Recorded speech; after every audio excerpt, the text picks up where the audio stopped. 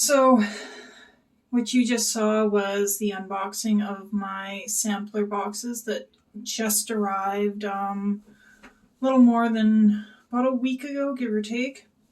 So I've tried most of the products. The Olivieri Skillet Gnocchi, I'm actually having a hard time finding in stores, so I can't really give you a review of that item until I find it. But the Rascal and Friends, now this is a size 4. My little girl is not quite big enough for size 4 yet, but I did find a package at Safeway that was size 3. Tried them on her. Not only fit her perfectly,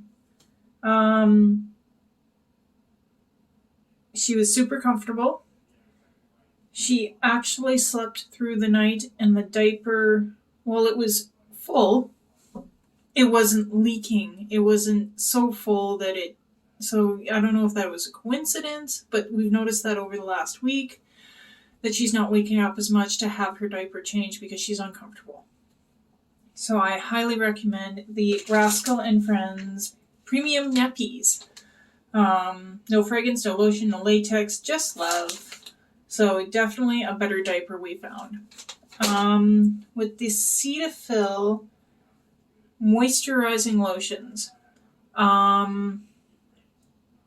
there's no indication that I can use it because we don't know if it's gluten-free. So there's a face and body. There's 2 of them here. So I got my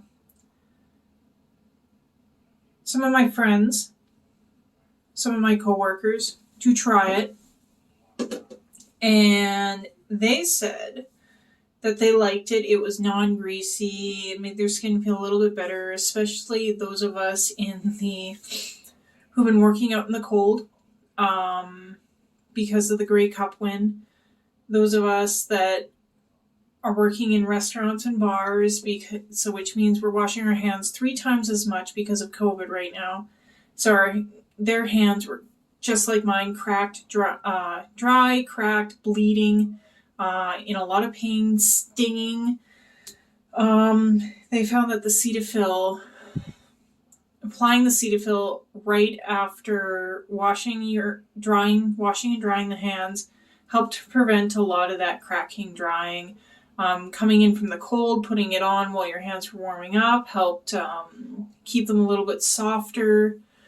So even though I can't use it because I don't know if it's gluten-free or not, I don't know if I'm going to be allergic to it, I would recommend it for anybody who doesn't have all these weird allergies.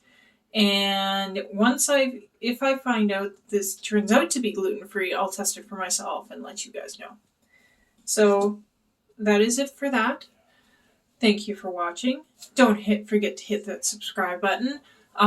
Comment, like, share. Let me know what sort of boxes you'd like to see me open one day. Maybe tell me what type of ice creams to start trying. I'll see you later. Have a wonderful evening. Bye-bye.